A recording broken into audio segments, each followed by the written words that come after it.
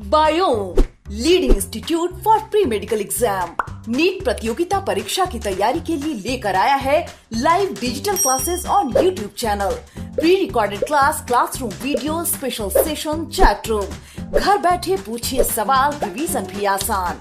Lockdown में सुनहरे सपनों को दे नई उड़ान। बायोम नगराटोली और हीलूम Prachi, admission going on. Biome leading institute for pre medical exam.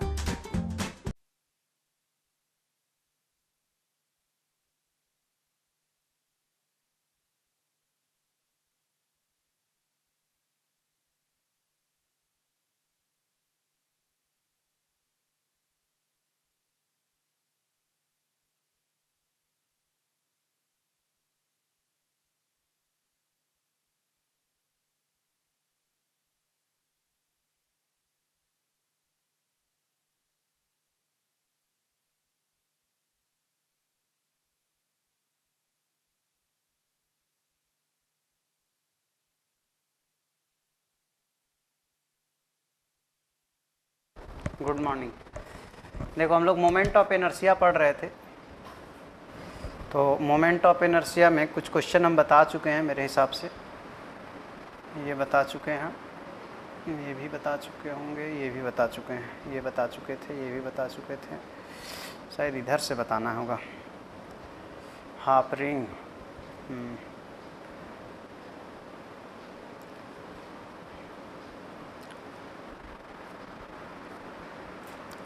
कोई थोड़ा बताओ कि कहाँ तक बताए थे।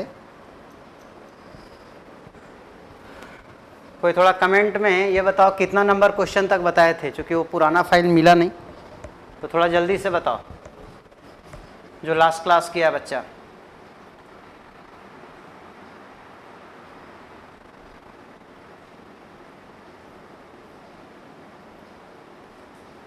शायद यहाँ तक बताए होंगे।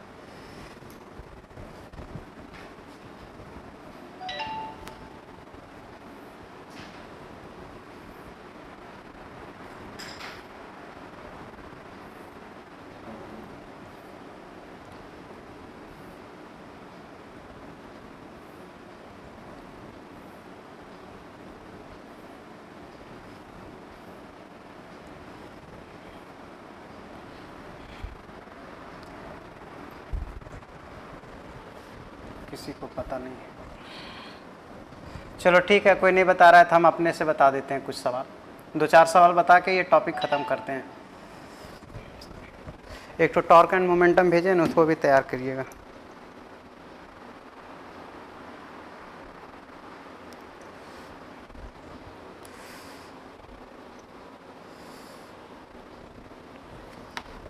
देखिए क्या दिया हुआ है क्वेश्चन में।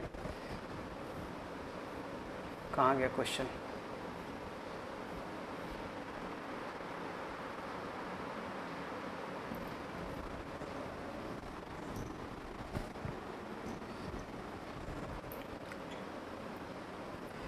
ये uniform cube has mass m and side length a, find its moment of inertia about one of its as.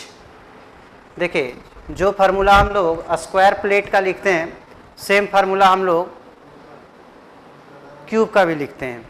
जैसे स्क्वायर प्लेट है, मान लीजिए कि ये साइड लेंथ ए है, साइड लेंथ ए है, तो ये लाइन के अबाउट जो मोमेंट ऑफ इनर्शिया आपको पढ़ाए थे, शायद याद होगा, ma²/6 होता है। और same formula is valid for cube, same formula is valid for cube, same valid है। इंटीग्रेट करके निकालेंगे तो ऐसा आएगा। ये हम बता रहे हैं आपको स्क्वायर प्लेट का, पढ़ा चुके हैं। तो यहाँ बोल रहा है uniform cube has mass m and length and side length a, find its moment of inertia about one of its edge. मतलब एक साइड के अबाउट निकालना है इसका। मतलब मान लीजिए कि ऐसे है, तो ऐसे है तो आपको इस साइड के अबाउट निकालना है, ऐसे। तो आपको याद होगा स्क्वायर के केस में इस लाइन के अबाउट पढ़ाए थे आपको, ma²/12 पढ़ाए थे। आप पीछे देख सकते हैं, जो लोग दुर्गा पूजा के पहले क्लास किए हों मोमेंट ऑफ इनर्शिया का। स्क्वायर प्लेट का इस लाइन के अबाउट पढ़ाए थे ma²/12। तो एच के अबाउट निकालना है तो पैरेलल एक्सिस थ्योरम लग जाएगा आपका, ठीक है। और ये हो जाएगा ICM + MD², ऐसा पढ़ाए थे आपको तो ये हो जाएगा ma²/12 प्लस md², ये डिस्टेंस यहाँ से a/2 हो जाएगा, तो ये आ जाएगा आपका ma/2 का स्क्वायर। तो ये कितना आ जाएगा ma²/12 प्लस ma²/4, सॉल्व कर दो, जो आएगा आंसर आ जाएगा। आगे बढ़ते हैं। ये semi circular disc has mass m and radius r, find its moment of inertia about an axis which is perpendicular to its plane passing through the centre of the circle. मतलब ये कह रहा है कि पूरा डिस्क होता तो हम लोग जानते हैं कि IZ के अबाउट मोमेंट ऑफ इनर्शिया, इसका हम पढ़ाएं mr²/2, सेंटर से पास करे और प्लेन के परपेंडिकुलर हो तो इसका मोमेंट ऑफ इनर्शिया mr²/2 होता है। लेकिन अभी वो क्वेश्चन नहीं है, क्वेश्चन ये कह रहा है कि हाफ डिस्क है, ठीक है, लेकिन इस हाफ डिस्क का भी मास m है, ऐसा दिया हुआ, रेडियस r है। तो ऐसा कीजिए, हम फुल डिस्क का जानते हैं, तो ऐसा करते हैं, कल्पना करते हैं, इमेजिन करते हैं कि इसको इधर भी कनेक्ट कर दें आइडेंटिकल, तो इसका भी मास m हो जाएगा, तो टोटल मास इसका 2m हो जाएगा, रेडियस वही रहेगा। अब इस लाइन के अबाउट इसका मोमेंट ऑफ इनर्शिया निकालें तो mr²/2 पर m जो है वो 2m में कन्वर्ट हो जाएगा, तो mr²/2 ऐसा, तो mr²/2, तो ये बचा हमारा mr², पर ये तो तब आया जब ये हाइपोथेटिकल पोर्शन ऐड किए हैं तब, मतलब ये जो इमेजनरी सेक्शन हम इसमें ऐड किए तब ऐसा आया, लेकिन ये सिस्टम तो था नहीं। तो हमारा जो रिक्वायर्ड मोमेंट ऑफ इनर्शिया होगा, ठीक है, जो रिक्वायर्ड मोमेंट ऑफ इनर्शिया होगा इसका हाफ हो जाएगा। इसका ये मतलब हुआ कि इसका आंसर लौट के mr²/2 हो जाएगा, तो आंसर जो होगा वो mr²/2। इस पे जाइएगा तो इसमें कंस्ट्रक्टिव क्वेश्चन किताब सब में भी दिया हुआ है, आप देखिएगा तो अरिहंत में लिखा हुआ है कि ऐसा एक सेक्शन वो दिया हुआ है, और इस लाइन के अबाउट इसका m मास है, r रेडियस है, पार्ट ऑफ डिस्क है, और IZ के अबाउट मोमेंट ऑफ इनर्शिया कितना होगा ये बताना है, ये पार्ट ऑफ डिस्क है। तो ये क्वेश्चन कैसे बनेगा, हाफ डिस्क का बताए, ये पार्ट ऑफ डिस्क है, कैमा पोर्शन है नहीं पता, तो इसको बनाने का तरीका ये है कि ये जो पार्ट ऑफ डिस्क है आपको जेड के अबाउट निकालना है, कितना होगा। हम लोग ऐसा करते हैं कि मान लेते हैं कि ये कंप्लीट डिस्क है, तो कंप्लीट डिस्क के लिए मान लीजिए इस टाइप का हम लोग इमेजिन कर लिए, ये कंप्लीट डिस्क है। कंप्लीट डिस्क कैसे बना होगा, ऐसा बहुत सारा पार्ट ऑफ डिस्क मिला के बना होगा, ऐसा बहुत सारा पार्ट ऑफ डिस्क मिलाए होंगे तब जाके ये कंप्लीट डिस्क हमारा तैयार हुआ होगा। तो मान लेते हैं हम लोग कि ऐसा n पार्ट्स है, ऐसा जो है वो n पार्ट्स है, तो टोटल मास कितना हो जाएगा, एक पार्ट का मास m था तो n पार्ट का मास nm हो जाएगा, तो टोटल मोमेंट ऑफ इनर्शिया कितना होगा, टोटल mi मुंबई इंडियंस, तो टोटल मोमेंट ऑफ इनर्शिया जो इसका होगा I टोटल, इसका वैल्यू हो जाएगा mr²/2, पर mm नहीं है nm है, तो mr²/2, ये हुआ टोटल मोमेंट ऑफ इनर्शिया। लेकिन हमारा जो रिक्वायर्ड मोमेंट ऑफ इनर्शिया है वो क्या है, हमको जो मोमेंट ऑफ इनर्शिया निकालना है वो सिर्फ इस कल्लू का निकालना है, ये जो कल्लू आपको नज़र आ रहा है हमको इस कल्लू का निकालना है, और कल्लू जो है वो टोटल का एक हिस्सा है, nth पार्ट है, तो इसका ये मतलब हुआ कि कल्लू का मोमेंट ऑफ इनर्शिया जो होगा वो टोटल डिवाइडेड बाय n होगा, ठीक है। तो टोटल मोमेंट ऑफ इनर्शिया कितना निकाले हैं, nmr²/2 डिवाइडेड बाय n, तो इसका आंसर हो जाएगा आपका mr²/2। तो देखिए सब का आंसर वही आ रहा है, हाफ डिस्क है तब भी, फुल डिस्क है तब भी, बशर्ते जो भी हो उसका मास m होना चाहिए। तो हाफ डिस्क है उसका भी moment of inertia mr²/2, full disc है उसका भी mr²/2, और यदि डिस्क का कोई पोर्शन है तो उसका भी मोमेंट ऑफ इनर्शिया mr²/2, सबका मोमेंट ऑफ इनर्शिया mr²/2 होगा, ठीक है। अगला सवाल की ओर आते हैं। ये disc of radius r has a concentric hole of radius r/2, the disc with hole has mass m, find its moment of inertia about its central axis normal to its plane. देखिए ये question क्या कह रहा है, कह रहा है कि एक डिस्क ऐसे दिया है, ठीक है, इसका पोर्शन सेंटर से एक और पोर्शन काट के निकाल दिया गया, इसको रिमूव कर दिया गया। ये लल्लू जो लाल रंग का दिख रहा है, ये जो लल्लू लाल है, बस इस सेक्शन का मोमेंट ऑफ इनर्शिया निकालना है, और इस लल्लू लाल का जो मास है, इसका जो रिमेनिंग पोर्शन है लल्लू लाल, इसका जो टोटल मास है वो क्वेश्चन में m दिया हुआ है। इसका रेडियस r/2 है और इसका रेडियस r है। A disk of radius r has a concentric hole of radius r by 2. The disk with its hole has mass m. Find its moment of inertia about central axis normal to its plane. कई तरीके से बना सकते हैं. एक integration basic approach लगा दीजिए, उससे बना सकते हैं. और दूसरा यदि आप बिना इंटीग्रेशन का बनाना चाहते हैं तो वो भी संभव है. उसके लिए आपको यूनिटरी मेथड लगाना पड़ेगा. मान लीजिए हम मेथड 1 आपको इंटीग्रेशन से बता देते हैं. मेथड 1 इंटीग्रेशन का मेथड लेकर के चलते हैं. क्योंकि कुछ किताब में क्या किया है कि ऐसा, या IIT में कहीं एक ऐसा क्वेश्चन पूछा है कि इस टाइप का दिया हुआ है, इसका रेडियस A है, इसका रेडियस B है और ये वाले हिस्से का मास m है. ठीक है, पुराना यूनिवर्सल में भी ये क्वेश्चन था. इसका moment of inertia z axis के अबाउट कैलकुलेट करना है. जो तरीका इसका इंटीग्रेट करने का है वही तरीका उसका इंटीग्रेट करने का है. आप बना सकते हैं, अदरवाइज आपको बताया कि यूनिटरी मेथड से भी बना सकते हैं. आंसर जो है वो यूनिटरी मेथड से भी आता है. यदि हम लोग इसका फार्मूला लिखें तो जब सॉल्व करते हैं तो a square plus B square divided by मेरे हिसाब से 2 आता है. b को a लिख देंगे तो a स्क्वायर पर 2, हाँ ठीक है. b को a लिख देंगे तो रिंग में कन्वर्ट हो जाएगा. ठीक है, ऐसा फार्मूला आता है. M a square plus B square by 2, ये सॉल्व करके उसका रिजल्ट आता है. हम चाहें तो a का वैल्यू कितना हो गया r बाई 2 और b का वैल्यू r हो गया, उसमें भी पुट करके आंसर निकाल सकते हैं. तो m बाई 2 a का वैल्यू हो गया हमारा r बाई 2 और b का वैल्यू हमारा r हो गया. तो r बाई 2 का मतलब हुआ r square by 4 plus r square, तो 1 बाई 4 प्लस 1 5 बाई 4, तो ये हो जाएगा 5 mr स्क्वायर बाई 4 और 4 इंटू 2 8 हो जाएगा. आप ऐसा भी इसका आंसर लिख सकते हैं. ठीक है, कोई बोलेगा ये आया फार्मूला कैसे, वो एक बात है, वो हम बता देते हैं.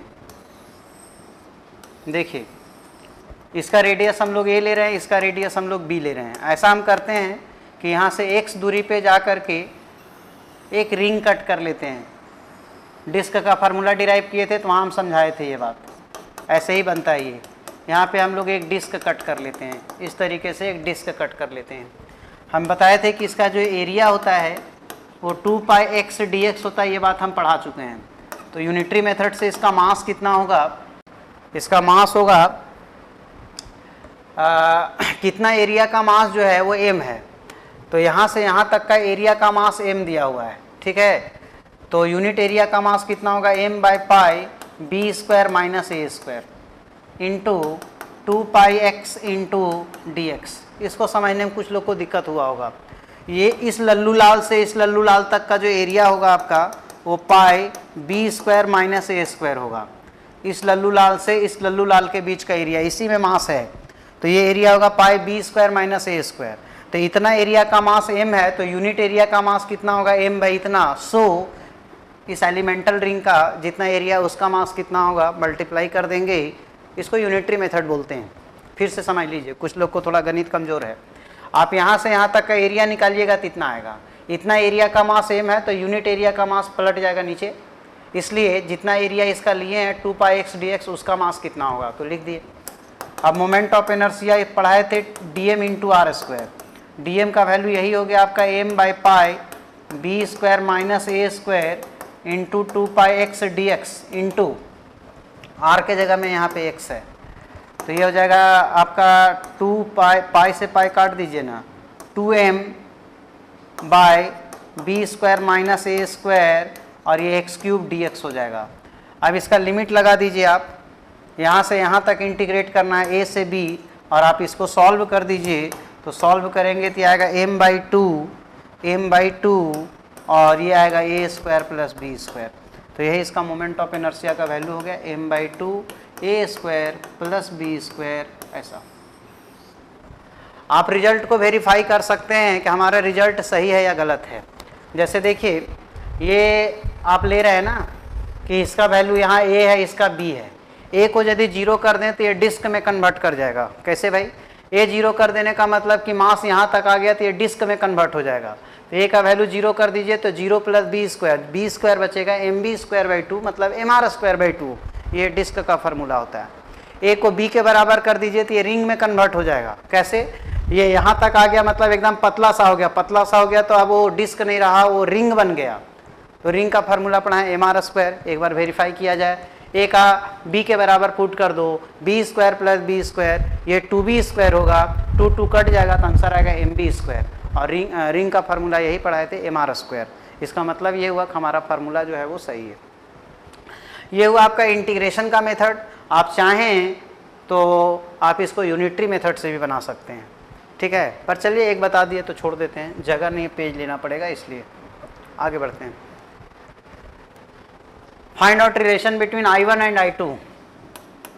I1 and I2 are moment of inertia of a rigid body of mass m about axis as shown in figure। I1 I2 आपको दिख रहा होगा। देखिए इस लाइन के अबाउट जो निकालेंगे वो ICM होगा, तो I1 को हम लोग लिख सकते हैं ICM plus MD square, D यहाँ A के बराबर है, ये लेंथ A दिया हुआ है, parallel axis theorem. Similarly I2 बराबर लिख सकते हैं, I2 यहाँ तक का B दिया है, तो ये ICM प्लस MB स्क्वायर। इसको इक्वेशन 1 मान लेते हैं, इसको इक्वेशन 2 मान लेते हैं। अब हम क्या करते हैं, 2 - 1 कर देते हैं, तो ये आ जाएगा हमारा I2 - I1। ICM दुनिया छोड़ के चला जाएगा, तो ये बचेगा MB square minus MA square. यहाँ से M बाहर निकालेंगे तो B square minus A square, तो ये हो गया हमारा I2 - I1। कोई रिलेशन आएगा आपको, या I1 - I2 उलट देंगे तो A square minus B square पहले हो जाएगा, तो ये ऑप्शन सही है। 2 - 1 के जगह में 1 - 2 कीजिए, या इस दोनों साइड माइनस लेके उड़ा दीजिए, तो आपको आंसर आ जाएगा।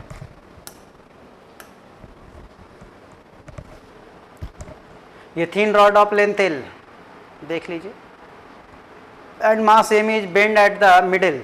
अच्छा, मतलब ये लेंथ L/2 बचा, ये L/2 बचा, मिडिल में है तो M/2 बचा, M/2 बचा। आगे, consider an axis passing through middle point O से पास कर रहा हो and perpendicular to the plane of the bent rod, then moment of inertia about this axis is. मतलब आपको इस लाइन के अबाउट मोमेंट ऑफ इनर्शिया निकालना है। गौर से देखिएगा, तो ये इस रॉड का इंड हो गया और ये इस रॉड का भी इंड हो गया, तो इंड के अबाउट मोमेंट ऑफ इनर्शिया जो हम लोग पढ़े हैं, इंड के अबाउट पढ़ाए आपको mL²/3 पढ़ाए हैं, तो इसका मोमेंट ऑफ इनर्शिया कितना होगा, 2 रॉड का इंड हो जाएगा। अब रॉड का इसको एक अलग रॉड ट्रीट करेंगे, इसको एक अलग रॉड ट्रीट करेंगे, तो ये रॉड का मास m/2 होगा, इस रॉड का भी मास m/2 होगा, इस रॉड का लेंथ L/2 होगा, उस रॉड का भी लेंथ L/2 होगा, तो m रिप्लेस हो जाएगा m/2 से, L रिप्लेस हो जाएगा L/2 से बाई 3। ऐसा एक बार नहीं, 2 बार, 2 अलग अलग रॉड है, इसलिए इसको 2 से मल्टीप्लाई कर देंगे, तो ये आ जाएगा आपका mL², ये 2 से ये 2 कैंसिल हो जाएगा, और 2 का स्क्वायर 4 × 12, ये इसका आंसर आ जाएगा। तो इसका आंसर जो होगा वो mL²/12, कोई ऑप्शन होगा, थर्ड ऑप्शन mL²/12। ये uniform disc of radius r lies in xy plane with its center at origin, its moment of inertia about z axis is equal to its moment of inertia about a line y बराबर x plus c, value of c will be।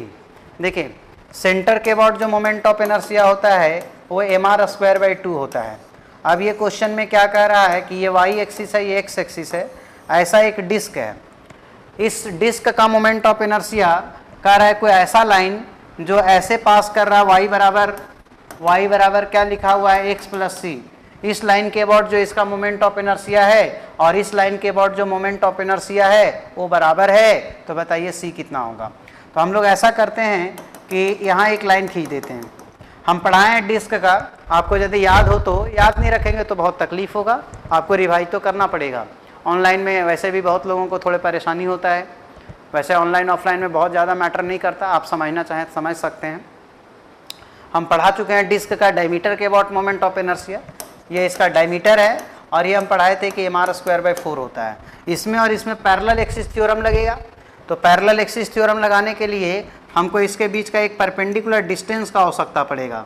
तो चलिए हम पहले perpendicular distance निकाल लेते हैं, और उसके बाद ये दोनों को इक्वेट कर देंगे IZ के अबाउट। इस लाइन का कोई नाम दे दीजिए, ठीक है, या रहने दीजिए, या नाम देना चाहते हैं तो क्या नाम दे दें, चलिए AA नाम दे देते हैं, ठीक है। तो इस लाइन के अबाउट कितना मोमेंट ऑफ इनर्शिया होगा, IAA, ये ICM + MD² फार्मूला होता है। अभी ICM mR²/4 ले रहे हैं और प्लस MD², ये हो गया IAA। क्वेश्चन में लिखा है कि AA लाइन के about moment of inertia Z axis के मोमेंट ऑफ इनर्शिया के बराबर है, तो ये हो गया mR²/4 प्लस MD² और जेड एक्सिस वाला मोमेंट ऑफ इनर्शिया होता है आपका एम आर स्क्वायर बाई 2, वो होता है एम आर स्क्वायर बाई 2।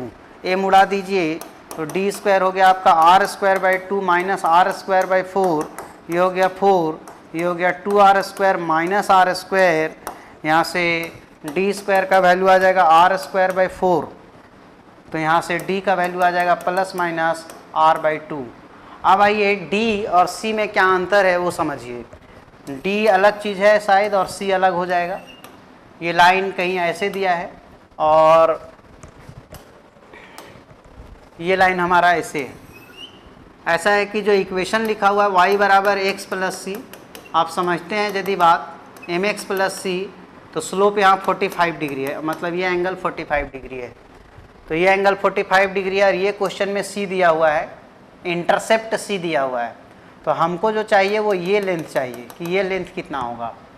तो क्या करें, ये सी है तो ये भी सी हो जाएगा, ये 90 है तो सामने हाइपोटेनस हो जाएगा, तो cos 45 डिग्री, cos 45 डिग्री ये वाला डी दिया हुआ है, ठीक है। तो cos 45 या sin 45 ही ले लेते ज़्यादा अच्छा रहता, एक ही बात होता है लेकिन फिर भी sin 45 डिग्री डी बाई सी हो जाएगा। यहाँ से डी का वैल्यू सी बाई रूट 2 हो गया और डी का वैल्यू हम लोग निकाले हैं, डी का वैल्यू हम लोग निकाले हैं प्लस माइनस आर बाई 2 है बराबर सी बाई रूट 2। यहाँ से सी का वैल्यू कैलकुलेट करेंगे तो आर बाई रूट 2 और प्लस माइनस आप लगा सकते हैं। कोई बोलेगा बहुत बच्चा को ये क्वेश्चन नहीं समझ में आया होगा, जो मेरा मानना है, जो कि इसमें बहुत मैथमेटिक्स है। कोई बोलेगा 45 डिग्री कैसे हो गया, आप कैसे ये सब निकाल दिए। तो इसके लिए आपको जितना पीछे बात पढ़ाया गया, स्ट्रेट लाइन का ग्राफ हम पढ़ाए थे और स्ट्रेट लाइन के ग्राफ में बताए थे y बराबर एम एक्स प्लस सी में स्लोप क्या है, इंटरसेप्ट क्या है, सी यही वाला इंटरसेप्ट होता है, एम यहाँ जो कॉफिशिएंट होता है वो स्लोप होता है, तो एम यहाँ 1 है, तो 1 का मतलब हुआ कि tan 45 डिग्री 1 tan थीटा 1 मतलब कि 45 डिग्री, तो यहाँ से हम 45 डिग्री निकाल लिए। डायमीटर के अबाउट आपको मोमेंट ऑफ इनर्शिया बताए हैं, डिस्क का एम आर स्क्वायर बाई 4 होता है, ये दोनों में पैरेलल एक्सिस थ्योरम लगा दिए। अब इसका मोमेंट ऑफ इनर्शिया क्वेश्चन में दिया है कि जेड एक्सिस के अबाउट जो मोमेंट ऑफ इनर्शिया उसके बराबर है, तो फिर जो क्वेश्चन बोला था वो निकाल दिए। थोड़ा सा मैथमेटिक्स है।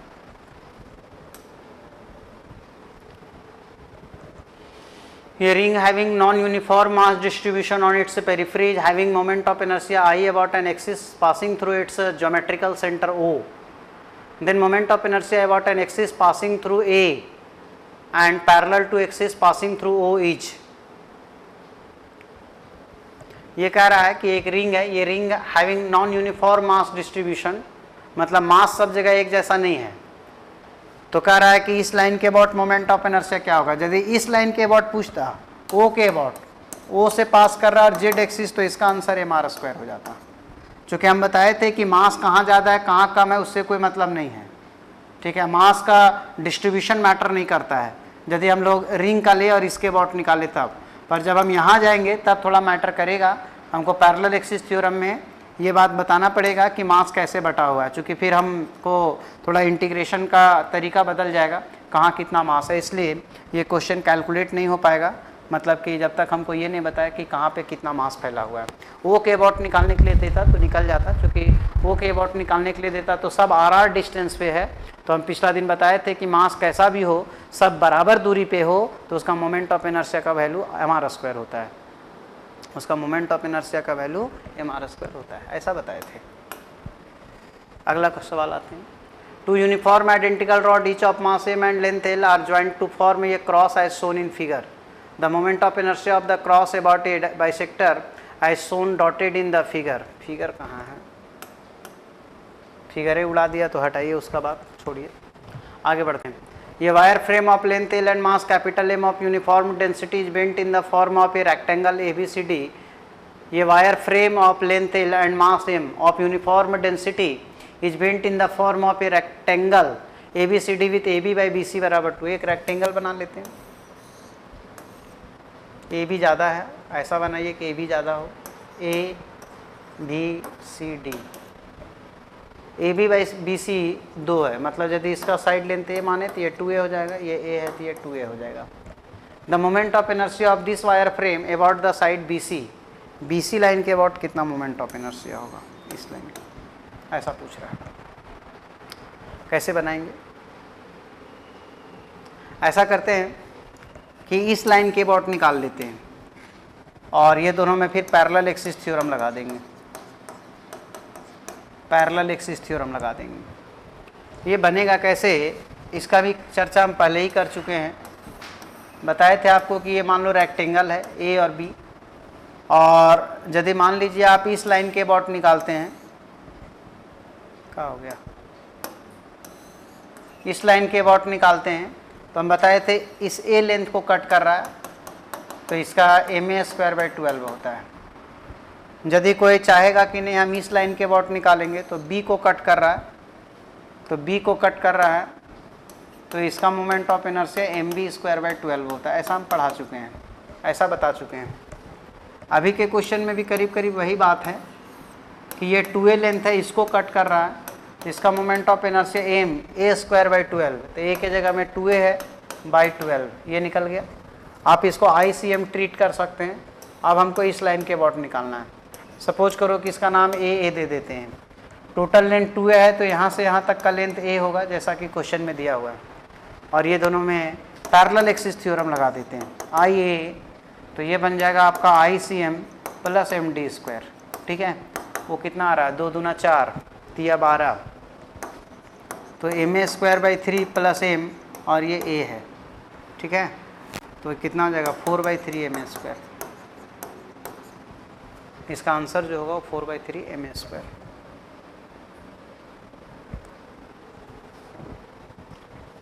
चलिए ये क्वेश्चन क्या है, ये disc of radius r has mass 9m, ये hole of radius r/3 is cut from it as shown in figure. What is the moment of inertia of the remaining part about an axis passing through the center O of the disc and perpendicular to the plane of the disc? ये थोड़ा tough question है और ये IIT में पूछा गया है। बोलेगा छोड़ दीजिए, छोड़ देंगे, कोई दिक्कत नहीं है, लेकिन इसमें एक नीट में भी सवाल पूछा गया है। सेम सवाल नीट में पूछा गया है, लेकिन उसमें एक छोटा सा बदलाव किया गया है और उस छोटा सा बदलाव करने से सवाल आसान हो गया है। ठीक है, वो छोटा सा बदलाव क्या है वो समझना है। उसमें भी क्वेश्चन में इसका मास 9m है, इसका रेडियस r है और एक डिस्क काटा उसमें भी गया है, लेकिन उसमें और इसमें अंतर है। उसमें सेंटर पे काटा गया है r/3 का, तो ये बच जाता है, और इसका मोमेंट ऑफ इनर्शिया निकालना है। ये क्वेश्चन IIT में पूछा है इधर वाला, और ये क्वेश्चन नीट में पूछा है। आपको ये क्वेश्चन थोड़ा आसान लगेगा, पहले आइए नीट वाला बना देते हैं, इसीलिए हम इसको दिए हैं। तो पहले हम आपको नीट वाला बता देते हैं, फिर चलेंगे IIT वाले के पास। IIT वाले में 1-2 स्टेप ज़्यादा करना पड़ेगा, और जितना स्टेप हम लोग नीट में करेंगे उससे 2 स्टेप और आगे बढ़ेंगे तो IIT वाला सवाल आपसे बन जाएगा। चलिए हम लोग नीट का पढ़ते हैं, तो नीट का ही काम करते हैं। सबसे पहला काम ये करना होगा कि इस हिस्से का मास कैलकुलेट करना पड़ेगा यूनिटरी मेथड से। ठीक है, या आप इसका टोटल मास तो m नहीं दिया है कि वो फार्मूला आप लगा देंगे a² + b² वाला, उसमें टोटल मास m देता था, जो बच जाता था उसका काट पीट करने के बाद जो बचता था। यहाँ वैसे नहीं दिया है, इसमें टोटल 9m दिया है और काट पीट के बाद कितना वो नहीं दिया है, इसलिए वो फार्मूला जो हम लिखाए थे a² + b² / 2 वाला, वो फार्मूला यहाँ पे वैलिड नहीं है। तो हम लोग कैसे बनाएंगे इसको, आप यूनिटरी मेथड लगाइए और इस छोटू का जो लल्लू लाल के अंदर का सेक्शन है उसका मास कैलकुलेट कीजिए। तो यूनिटरी मेथड लगाते हैं, πr² एरिया का जो मास है वो 9m है, तो यूनिट एरिया का जो मास होगा वो 9m/πr², इसलिए पाई इसका रेडियस r/3 है, तो इसका मास कितना होगा, तो 9m / πr² इंटू πr²/9, 9 से 9 इस दुनिया से चला जाएगा, πr² दुनिया छोड़ देगा, इसका मास m बचेगा। तो ये वाले हिस्से का जो मास हुआ वो आपको m बचा। अब आप क्या कीजिए, छोटू का भी मोमेंट ऑफ इनर्शिया निकालिए और टोटल का भी मोमेंट ऑफ इनर्शिया निकालिए। तो डिस्क का जो मोमेंट ऑफ इनर्शिया का हम फार्मूला पढ़ाए हैं वो mr²/2 पढ़ाए हैं, तो टोटल का निकालिए। टोटल का निकालिएगा तो टोटल का मास 9m है, रेडियस r/2, और छोटू का निकालिए जो लल्लू लाल छोटा वाला है उसका, तो छोटू का निकालेंगे तो उसका मास m आया पर उसका रेडियस जो है वो r/3 आ गया, तो m r/3 का ² 2, ये आ जाएगा आपका mr²/18। पूरा में इसको हटा दिया गया है, तो आपका जो रिक्वायर्ड मोमेंट ऑफ इनर्शिया हुआ वो घटा दीजिए, तो I रिक्वायर्ड जो हुआ वो हुआ आपका 9mr² माइनस mr²/18। एलसीएम लीजिएगा तो 18 आएगा, 2 नवा तो 9 नवा 81, ठीक है। और ये एका बार में जाएगा तो ये एका रह जाएगा यहाँ पे, 81 में 1 जाता है तो 80 बचता है। 80 mr²/18 पहाड़ा पढ़ देंगे तो 40/9 mr²। आप देखिएगा ये प्रीवियस ईयर नीट का सवाल है, तो ये उसका आंसर है। अब सवाल आता है कि ये आईआईटी वाला कैसे बनेगा। जितना काम किए हैं उसमें एक लाइन आगे बढ़ना पड़ेगा, ठीक है। वो लाइन क्या है वो समझिए। वो जो आप छोटू का मुंह में आईआईटी वाला क्वेश्चन में क्या हुआ है कि यही सेक्शन यहाँ से रिमूव किया गया है, इधर है, वो सेंटर पे ना काट करके यहाँ से काटा गया है, सब कुछ सेम है। तो उसका आप कैसे निकालिएगा। देखिए हम लोग ये कहते हैं कि मोमेंट ऑफ इनर्शिया ना तो वेक्टर क्वांटिटी है और मोमेंट ऑफ इनर्शिया ना तो स्केलर क्वांटिटी है। वो स्केलर में भी काउंट नहीं होता है, वो वेक्टर में भी काउंट नहीं होता है, बल्कि वो एक टेंसर क्वांटिटी होता है। मैक्सिमम प्लेस पे मोमेंट ऑफ इनर्शिया का जो जोड़ घटाव जो कैलकुलेशन है वो स्केलर क्वांटिटी के जैसा होता है, लेकिन हमेशा ऐसा नहीं होता है। कभी कभी इसका कैलकुलेशन का तरीका जो है वो डिफ़र करता है। क्या मीनिंग होता है उसका, डिफ़र क्यों करता है। देखिए मोमेंट ऑफ इनर्शिया में रूल ये है, क्या जी कटना है कहाँ।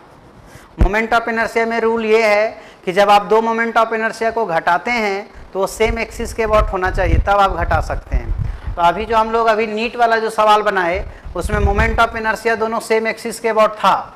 इसका निकाले तो ये भी इसके अबाउट था और इसका बड़ा वाला निकाले तो वो भी इसी के अबाउट था, तो घटा दिए। लेकिन आईआईटी वाला क्वेश्चन में क्या प्रॉब्लम हो रहा है, उसमें एक निकाल रहा है इस लाइन के अबाउट और दूसरा निकाल रहा है इस लाइन के अबाउट, तो हम घटा नहीं सकते हैं। घटाने का अधिकार फिजिक्स का संविधान आपको नहीं देता है।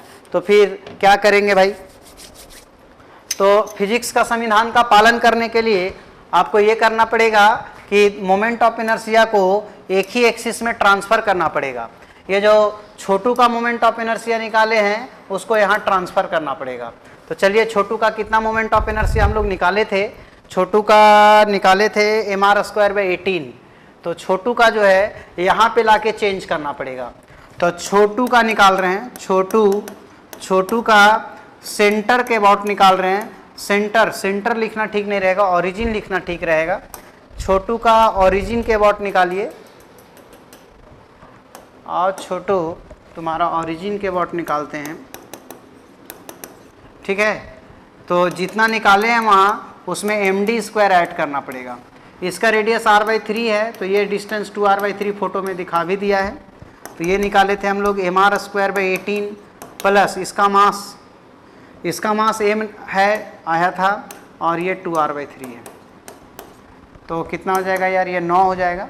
एलसीएम ले लेते हैं, तो 9 दूना तो ये 4 दूना हो जाएगा, 8 और 1 9, 9/18। तो यह सॉल्व करके mr²/2 आएगा।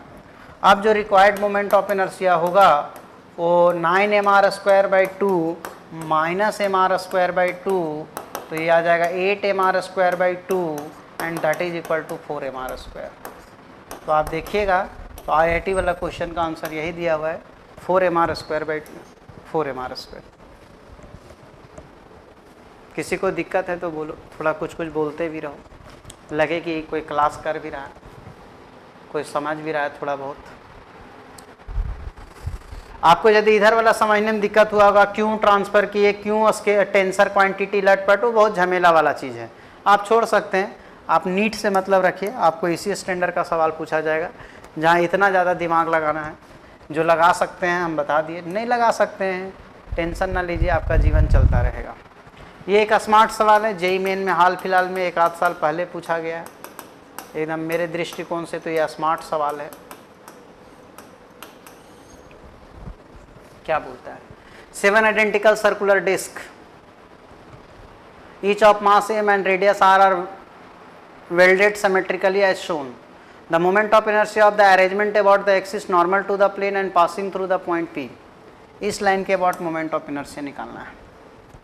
कैसे बनेगा, हमको यदि इस लाइन के अबाउट निकालने बोलता ना तो निकल जाता। ये सेंटर है इसका, सबका सेंटर तो नहीं है, तो हम इस लाइन के अबाउट निकाल सकते थे। इस लाइन के अबाउट थोड़ा डिफिकल्ट है। ऐसा कीजिए, आप O के अबाउट निकालिए, फिर देखते हैं P के अबाउट क्या होगा। O के अबाउट निकालेंगे तो ये वाला जो डिस्क है इसका अपना बाबूजी का घर है, मतलब अपना सेंटर है, तो mr²/2। इन लोगों का अपना बाबूजी का घर नहीं है, किराए का घर है, तो इन किराएदारों का निकालते हैं थोड़ा।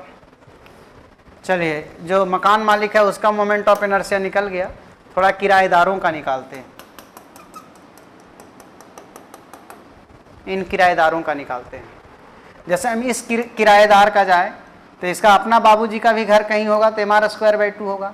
इस किराएदार के घर में जब इस आदमी के घर में जाएगा तो आप देखिए ये दोनों में पैरेलल एक्सिस थ्योरम लगाना पड़ेगा। तो यहाँ r और ये r 2r हो जाएगा, तो इसका अपना बाबूजी का होगा mr²/2 प्लस md² और d में r 2r है। ये इस किराएदार का हुआ। इसके घर में ऐसा कितना किराएदार है? 1 2 3 4 1 2 3 4 5 6 ठो किराएदार हैं, तो इंटू 6। क्या कर रहे हैं समझिए थोड़ा सा। इसका हम निकाल लिए, इसका इस लाइन के अबाउट निकाल के यहाँ ट्रांसफ़र कर देते, इसका निकल गया। ऐसे सबका 6 से मल्टीप्लाई कर दी तो कितना आएगा? 1 mr² इधर ले आए, एक बार नहीं, ये 6 बार इधर आ जाएगा, प्लस ये कितना हो गया? ये 4 mr² इंटू 6, तो 6 इंटू 4 24 होता है पहाड़ा पढ़ने पे। 6 और 1 ये कितना हो गया? 7 बार mr²/2 हो गया, प्लस 24 mr²। एलसीएम ले लेंगे बच्चों, तो 2 24 दूना 48 होता है ना, 48 और 7 55 होता होगा। तो ये आ गया आंसर 55/2 mr²। एक ऑप्शन ये भी दिया होगा शायद कंफ्यूज कराने के लिए, पर ये आंसर नहीं। अभी हम लोग O के अबाउट निकाले मोमेंट ऑफ इनर्शिया। क्वेश्चन में P बोला है, तो O से P के बीच का डिस्टेंस कितना है? देखिए 2r और 1r 3r, और टोटल मास कितना है? इधर का 2 2 4 2 6 1 7, पैरेलल एक्सिस थ्योरम ओवरऑल लगा दीजिए। 7 ठो मास है, दोनों में पैरेलल एक्सिस थ्योरम लगेगा। IP के अबाउट जो होगा वो IO plus md² 7m into d, और d यहाँ 3r है। O से P के बीच का देख लीजिए डिस्टेंस, वो 3r है। P और O में पैरेलल एक्सिस थ्योरम लग रहा है। ये वैल्यू निकाले तो ये आया 55/2 mr², और ये कितना हो जाएगा? 9 7 63 होता है शायद। 55/2 था ना, वो देख लो तो एक बार थोड़ा सा। 55/2 24, ठीक है, 55/2। अब इसको जोड़िए, तो ये 55 रहने दीजिए, पहाड़ा पढ़िएगा तो 63 दूना 126 होता होगा बाई 2, तो 126 और 55, 6 5 11 और 5 2 7 और 1 8, 1 बाई 2।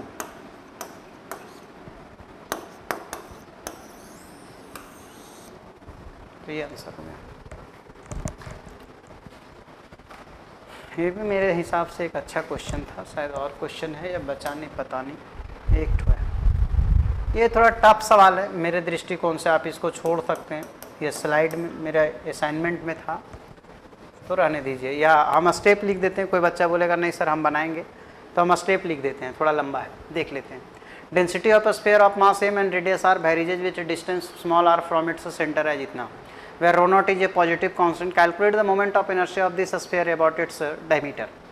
देखिए ये क्या कह रहा है, एक स्फीयर है और इसका डायमीटर के अबाउट आपको मोमेंट ऑफ इनर्शिया निकालना है, ठीक है। तो कैसे निकालिएगा? इसका मास डेंसिटी का वेरिएशन दिया हुआ है, rho is equal to rho not 1 plus छोटकी r बाई बड़की r, ठीक है ऐसा। चलिए ये वेरिएबल है, इंटीग्रेट करके ही बनेगा, और कोई चारा नहीं है आपके पास। एक स्फीयर है ऐसा, देखिए बहुत सारा कंसेंट्रिक सेल मिला के एक स्फीयर का निर्माण करता है। बहुत सारा सेल लगाइएगा तो एक स्फीयर जाके बनता है। तो हम लोग क्या करते हैं कि इसमें एक सेल कट कर लेते हैं, और ऐसा बहुत सारा सेल मिलाएंगे तो जाके एक स्फीयर बनेगा। यूनिटरी मेथड से इसका मास निकाल लीजिए। इसका मास होगा वॉल्यूम इंटू डेंसिटी, तो वॉल्यूम रो है और इंटू वॉल्यूम नहीं, डेंसिटी रो है, वॉल्यूम होता है इसका 4 पाई r² इंटू डी आर। ये हो गया वॉल्यूम और ये हो गया डेंसिटी। तो वॉल्यूम इंटू डेंसिटी, डेंसिटी शायद क्वेश्चन में दिया हुआ था कितना, ये दिया हुआ था मेरे हिसाब से रो नॉट 1 प्लस छोटकी बाई बड़की। छोटा आर बाय बड़ा आर, शायद ऐसा लिखा हुआ था क्वेश्चन में, एक बार देख लेते हैं। रो नॉट 1 प्लस आर, ठीक है, ऐसा दिया हुआ था। और ये हो गया आपका 4 pi R square into D R, ये डी एम आ गया।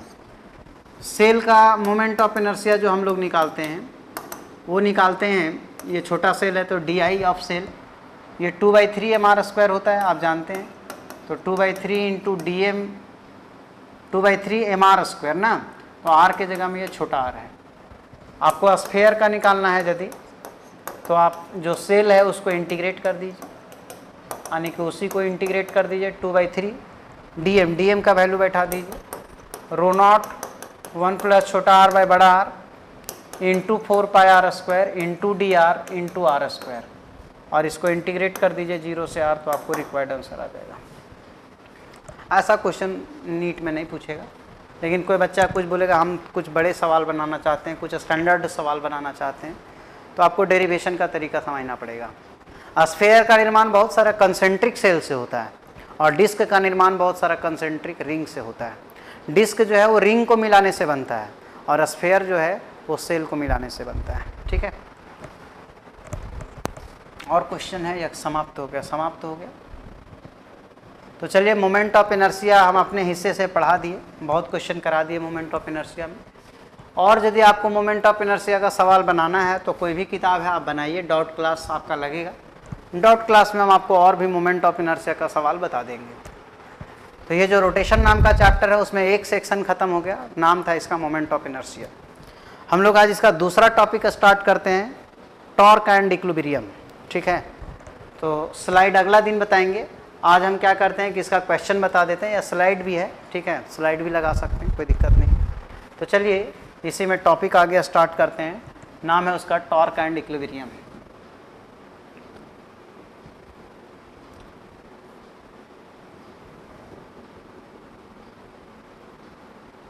चलिए, बहुत हो जाएगा।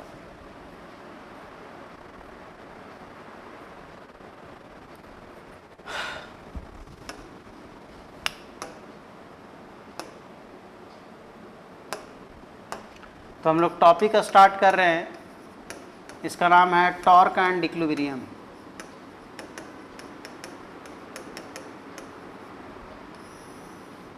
टॉर्क एंड इक्विलिब्रियम,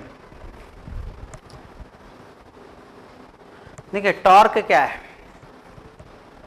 आप रियल लाइफ में यदि देखें तो बहुत हम लोग का ऐसा एग्जाम्पल है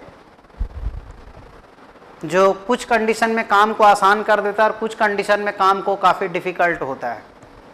जैसे चापा नल या चापाकल जो भी आप बोलते हैं, कभी आपको चापाकल से पानी निकालने की आवश्यकता पड़ी हो तो चापाकल का एकदम लास्ट वाला हैंडल का एकदम लास्ट सेक्शन पकड़ के चलाइए तो आप ज़्यादा नहीं थकते हैं। लेकिन यदि चापाकल का जो मेन बॉडी है उसके करीब में पकड़ के चलाइएगा तो काफ़ी डिफ़िकल्ट होता है। शायद आप 2-4 बार चलाएं और थक जाएं, लेकिन चापाकल का जो हैंडल है उसका एकदम लास्ट छोर पकड़े तो आप हो सकता है घंटों चला सकते हैं। तो ये जो कहानी है यहाँ पे वो टॉर्क का है, ये टॉर्क की वजह से होता है। जब हम लास्ट में हैंडल पकड़ के घुमाते हैं तो टॉर्क ज़्यादा जनरेट होता है और इसलिए वो ज़्यादा घूमता है, ऊपर नीचे ज़्यादा होता है। कंस्ट्रक्शन इंजीनियरिंग वर्क में जाइएगा तो आपको बहुत सारा ऐसा एग्जाम्पल मिलेगा, पूरा भरा पड़ा हुआ एग्जाम्पल से। जैसे अभी हम घर बनवा रहे हैं तो पटरा ठोकाता है तो पटरा खोलना पड़ता है।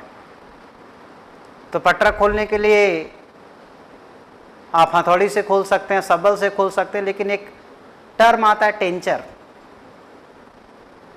सिविल इंजीनियरिंग में उसको टेंचर बोला जाता है, जिसका एक सेक्शन थोड़ा सा घुमाया रहता है अलग तरीके से, दूसरा सेक्शन अलग तरीके से।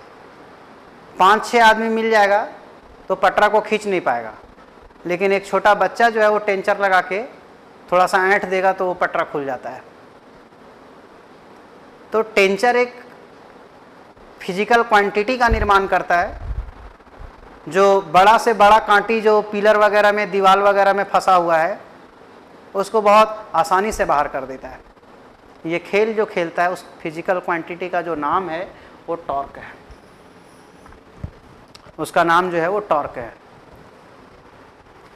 तो चाहे चापाकल को आप किनारे से उसका हैंडल पकड़ के चलाएं, आसान हो जाता है, ये टॉर्क का खेल है। दरवाज़ा खोलने में भी आप एग्जाम्पल ले सकते हैं। बहुत कोई बोलेगा सर हम तो कभी चापाकल जन्म ही अमीर घराने में हुआ, कभी चापाकल देखे ही नहीं, खोले चलाए ही नहीं, तो दरवाज़ा तो घर में होगा।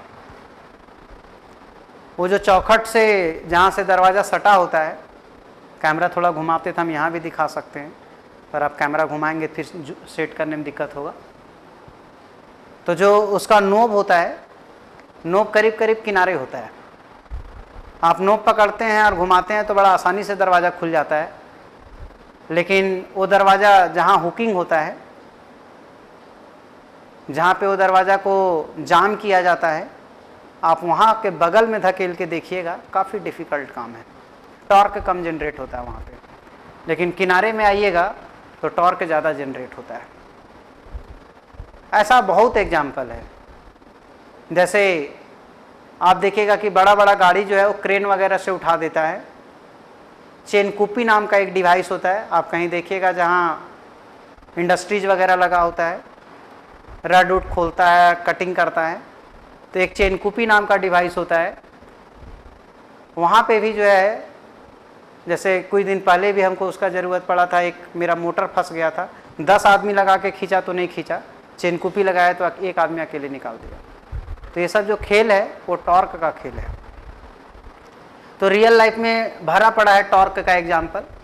आप मोटा मोटी ऐसे समझें कि जहाँ कोई चीज़ को घुमाना होता है, जहाँ कोई चीज़ रोटेट करता है, तो रोटेट करने में एक फिजिकल क्वांटिटी का जन्म होता है, उसको हम लोग टॉर्क बोलते हैं।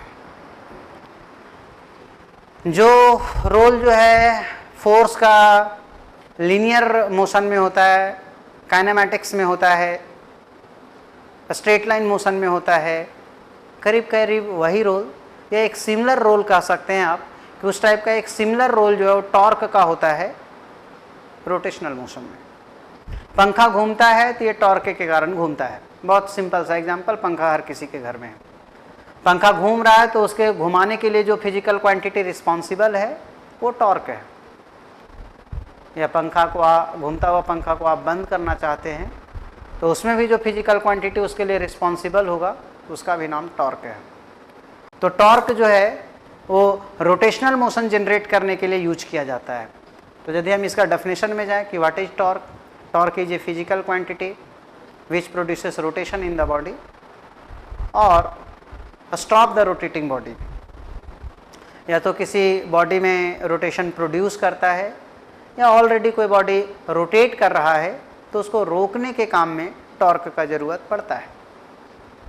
ठीक है, एक बात ये हुआ। अभी हम जितना भी एग्जाम्पल लिए, जैसे दरवाज़ा का एग्जाम्पल लिए हो, चापाकल का एग्जाम्पल लिए हों, आप पंखा का भी एग्जाम्पल ले सकते हैं। जैसे पंखा जहाँ उसका मोटर सेट होता है, पंखा चल रहा है तो आप वहाँ पकड़ेंगे तो कोई दिक्कत नहीं होगा, लेकिन पंखा का लास्ट वाला जो ब्लेड का सेक्शन है, आप गलती से वहाँ छू दीजिए तो आपका हाथ काट के फेंक देगा।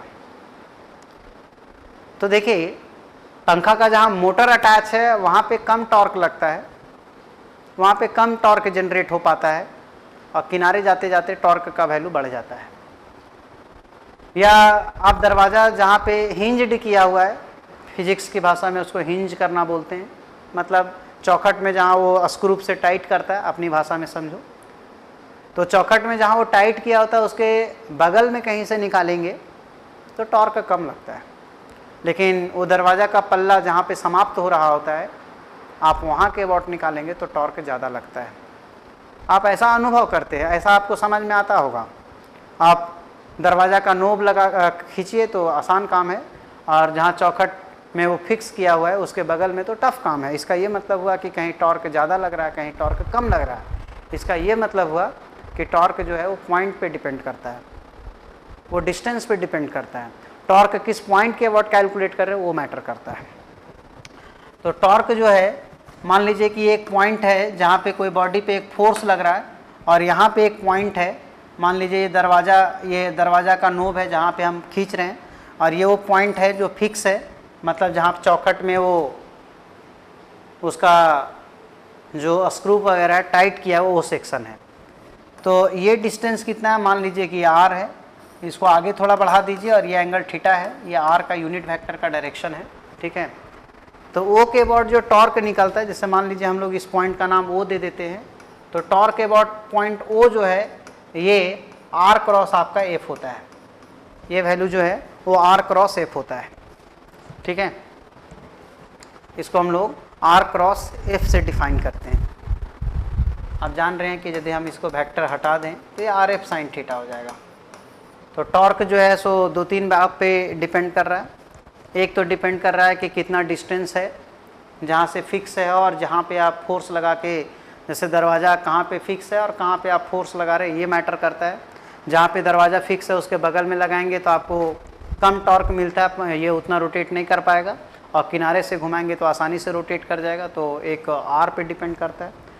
अब जैसे नोब लगा के, नोब से आप खींच रहे हैं तो दरवाज़ा खुल जाता है, लेकिन एक साल का बच्चा को बोलिए बाबू तुम थोड़ा दरवाज़ा खोलो तो, या 2 साल का बच्चा को बोलिए बाबू दरवाज़ा खोलो, हो सकता है उससे नहीं खुलेगा। हम जहाँ पे पढ़ा रहे हैं इसके बगल वाला दरवाज़ा तो नहीं खुलेगा, ये काफ़ी हार्ड है, बहुत सख्ती लगाते हैं तब ये दरवाज़ा खुलता है। तो 2 साल का बच्चा तो इसको ना खोल पाएगा।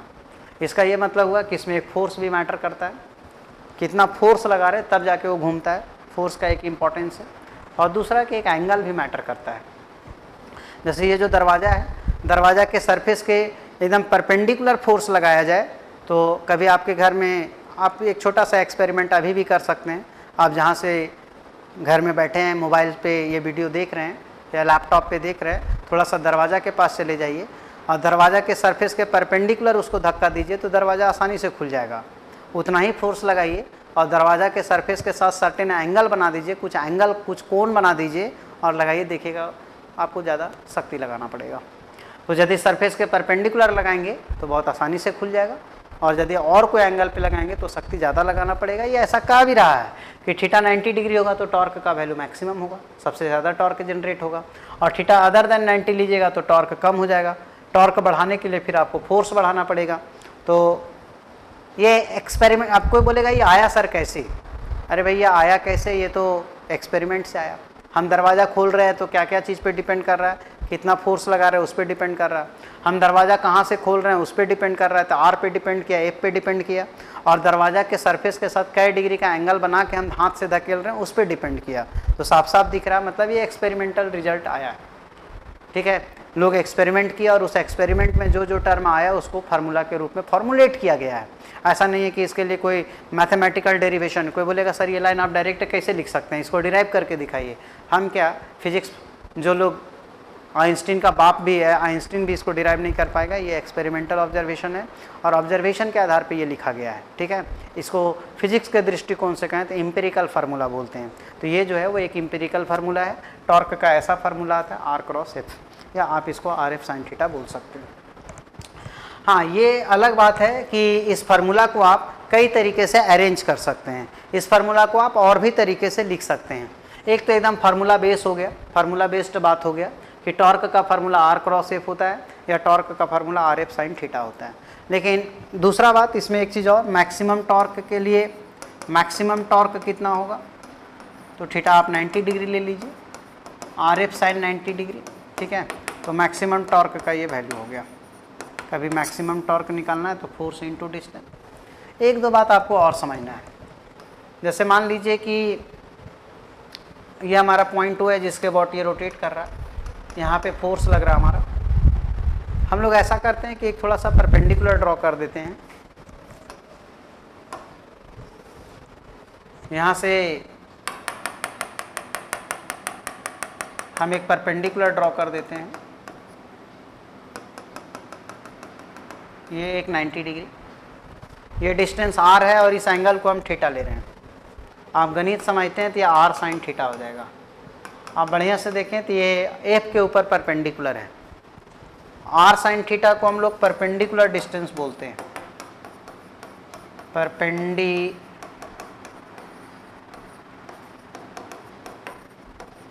डिस्टेंस, इसको हम लोग परपेंडिकुलर डिस्टेंस बोलते हैं। R sine theta.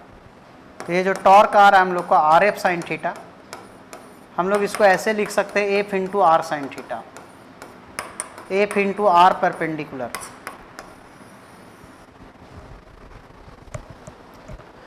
Are perpendicular क्या है? परपेंडिकुलर डिस्टेंस है on force. R sine theta को आप ऐसे लिख सकते हैं परपेंडिकुलर डिस्टेंस ऑन फोर्स। किस पे perpendicular? Perpendicular distance on force. R sine theta जो है वो परपेंडिकुलर डिस्टेंस है किसके ऊपर? तो फोर्स के ऊपर।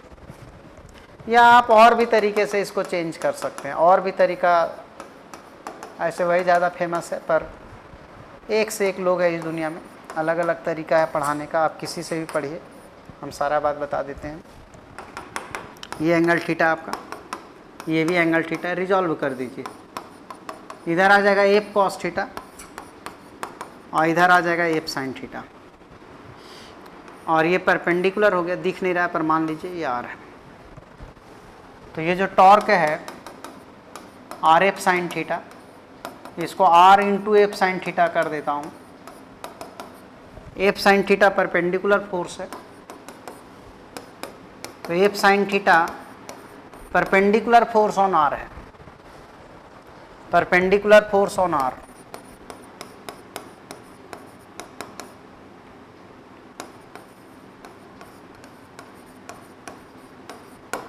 आप ऐसा लिख सकते हैं, पर ये ज़्यादा यूज नहीं करते हैं।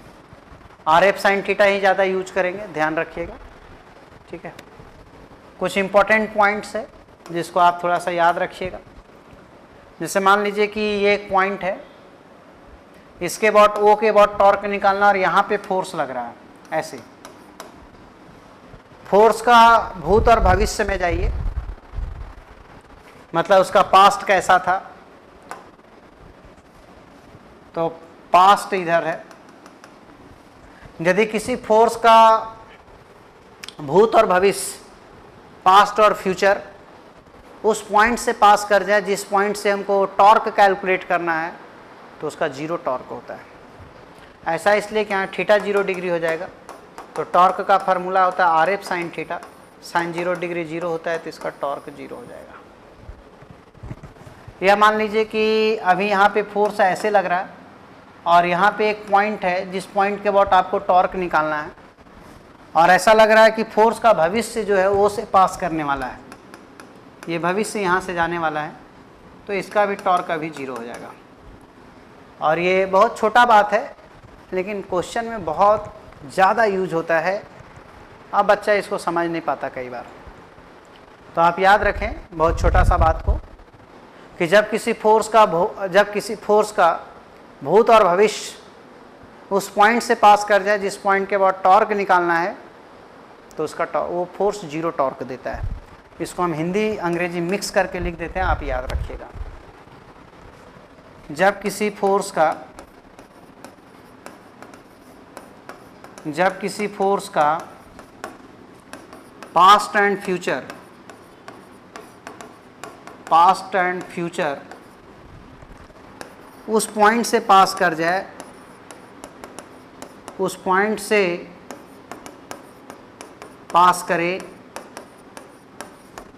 जिसके अबाउट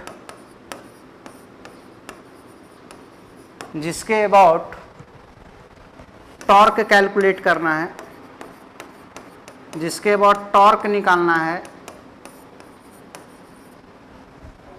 तो उस फोर्स का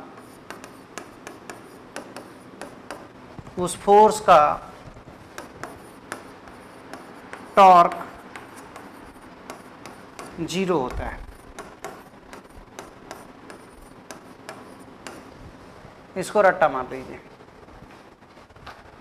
जब किसी फोर्स को एक्सटेंड करने पे आगे या पीछे उस पॉइंट से पास कर जाए जिस पॉइंट के बाद आप टॉर्क निकालने जा रहे हैं, तो उसका टॉर्क 0 होता है। आप इसको गांठ बांध लें, आप इसको रट्टा मार लें, जो करना है कीजिए, इसको आप याद रखिए। दूसरा पॉइंट पे आइए। वेक्टर का रूल कहता है कि A क्रॉस B बराबर यदि कोई वेक्टर C है, दो वेक्टर को क्रॉस करने से तीसरा वेक्टर का जन्म होता है, तो ये तीसरा नवजात वेक्टर जो है वो A पे 90 डिग्री बनाता है, ये तीसरा वेक्टर C जो है वो B पे 90 डिग्री बनाता है, और दो परपेंडिकुलर वेक्टर का डॉट 0 होता है तो C डॉट A 0 होगा और C डॉट B 0 होगा। आप ऐसा कह सकते हैं, ऐसा वेक्टर का नियम है। तो हम लोग टॉर्क बराबर क्या लिखे हैं, R क्रॉस F लिखे हैं। इसका ये मतलब हुआ टॉर्क परपेंडिकुलर टू R है और टॉर्क परपेंडिकुलर टू F है, R और F दोनों पे परपेंडिकुलर है। तीसरा बात कि टॉ डॉट R 0 होगा और टॉ डॉट F भी 0 होगा। ये लाइन एम्स में पूछा गया है, आपको एम्स का क्वेश्चन कहीं मिलेगा, उसमें ये क्वेश्चन है। तो टॉर्क जो है वो R पे परपेंडिकुलर है, टॉर्क जो है वो F पे परपेंडिकुलर है, इसलिए टॉ डॉट R 0 होगा, इसलिए टॉ डॉट F 0 होगा। आप ऐसा कह सकते हैं कि टॉ जो है R और F दोनों के साथ 90 डिग्री का एंगल बना रहा है। अगला पॉइंट आता है डायरेक्शन का, कि आप इसका डायरेक्शन कैसे निकालेंगे। डायरेक्शन निकालने का एक साफ साफ मेथड लिखा हुआ है, वेक्टर में ही लिखा हुआ R क्रॉस F। आप वेक्टर में बैठा दीजिए आई जे के नोटेशन के साथ। यदि आप इसको वेक्टर में बैठा देते हैं आई जे के नोटेशन के साथ, तो अपने आप वो आंसर आ जाएगा। क्रॉस प्रोडक्ट आप पढ़े होंगे वेक्टर में, तो वहाँ से क्रॉस करेंगे तो आपको आंसर मिल जाएगा। एक तरीका ये है, लेकिन एक दूसरा तरीका भी है, right hand thumb rule. Right hand thumb rule पहला वाला जो मेथड है वेक्टर मेथड, उसमें कुछ बताना नहीं है, आप क्रॉस जानते हैं। तो वेक्टर मेथड में आप नियम जानते ही हैं, वो नियम के I क्रॉस J जो है वो K होता है, K क्रॉस छोड़ो J क्रॉस K जो है वो I होता है, और K क्रॉस I जो है वो J होता है। ये सब बात आप जानते ही हैं। वेक्टर में इसी मेथड से निकल जाएगा, यहाँ I, यहाँ J, यहाँ K, क्लॉकवाइज डायरेक्शन। इसको I क्रॉस J पॉजिटिव लेते हैं, I cross J K, J cross K I और K क्रॉस I J। इसी में एंटी क्लॉकवाइज ले लें, I J K, उल्टा ले लें तो ये माइनस होता है, I cross K minus J, K cross J minus I और J cross I minus K, ये उलट जाता है। मतलब ये कि इसमें यदि आप लिखिएगा I क्रॉस K तो ये माइनस J आएगा, K क्रॉस J तो ये माइनस I आएगा, और J क्रॉस I तो ये माइनस K हो जाएगा। तो ये वेक्टर वाला नियम तो आप जानते ही होंगे। जैसे मान लीजिए कि हमारा R बराबर कहीं R1 I cap, R2 J cap, R3 K cap है, और F बराबर हमारा F1 I cap, F2 J cap, F3 K cap है।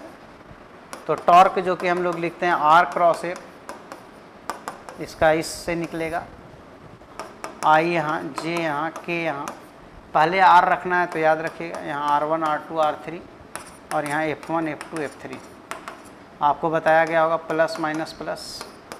आप वेक्टर पढ़ें, उम्मीद करते हैं समझते होंगे। एक तरीका ये है निकालने का, वेक्टर में दिया तो इसी से निकालेंगे।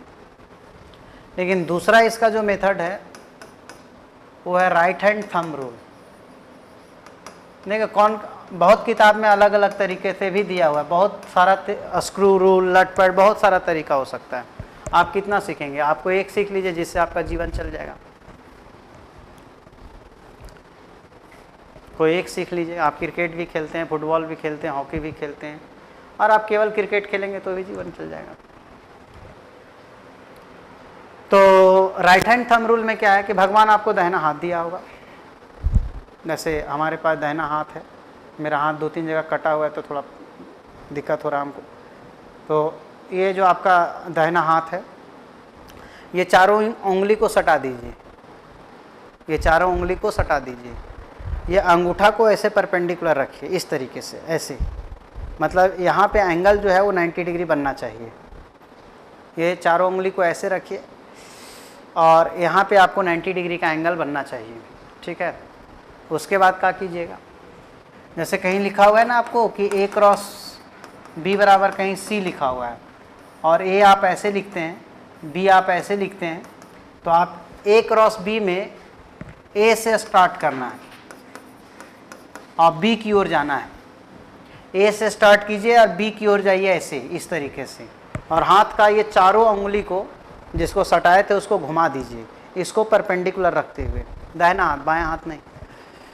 तो हम ऐसे घुमाएंगे, देखिए तो मेरा अंगूठा बाहर आया, जेड एक्सिस, मतलब C का डायरेक्शन जेड एक्सिस की ओर होगा, C का डायरेक्शन जेड एक्सिस की ओर होगा। कोई बोलेगा सर A से B तो ऐसे भी घुमा सकते हैं, नहीं, हाया एक्यूट एंगल जाना होता है, जिसमें एक्यूट एंगल बनेगा वो रास्ता चुनना होता है आपको, ठीक है। तो A से B की ओर जाइए, भाया एक्यूट एंगल, दाहिना हाथ के ये चारों उंगली को A से B घुमा दीजिए, तो अंगूठा आपको जहाँ आ जाए, ये अंगूठा का डायरेक्शन आपको टॉर्क का डायरेक्शन दे देगा। जैसे A और B है तो A से B में घुमाए तो C का डायरेक्शन दे देगा, ठीक है। तो R क्रॉस F है वहाँ पे, तो वो टॉर्क का डायरेक्शन दे देगा। ज़्यादा यही यूज करेंगे, जिसमें बहुत ऐसा क्वेश्चन होगा जिसमें हम राइट हैंड थंब रूल ही यूज करेंगे। या नहीं तो एक अच्छा बात बता दें आपको कि जब ये ऐसे घूमेगा तो ये एंटी क्लॉकवाइज हुआ, ये पॉजिटिव, एंटी क्लॉकवाइज मतलब प्लस जेड एक्सिस, ये एंटी क्लॉकवाइज टॉर्क हो गया। और ऐसे घूम जाता क्लॉकवाइज तो फिर वो क्लॉकवाइज टॉर्क हो जाता है, माइनस जेड एक्सिस में चला जाता। तो एंटी क्लॉकवाइज होगा तो प्लस जेड एक्सिस, आप ऐसा भी समझ सकते हैं, हाथ ना भी घुमाए तो ये प्लस के कैप ले लेंगे, और क्लॉकवाइज में घूमेगा तो माइनस के कैप ले लेंगे, इससे भी आपका काम चल जाएगा, ठीक है। एंटी क्लॉकवाइज होगा तो प्लस के कैप, और क्लॉकवाइज होगा तो क्या ले लेंगे आपको, माइनस के कैप, ठीक है। क्वेश्चन बताएंगे, थ्योरी कम वैसे आज बता दिए, लगभग बहुत सारा थ्योरी बता दिया गया आपको, ठीक है। क्वेश्चन जो है सो अगला दिन इसका बताएंगे, अगला दिन के स्लाइड में, ठीक है। आज समय हो गया, तो मिलेंगे फिर अगले क्लास में। Thank you.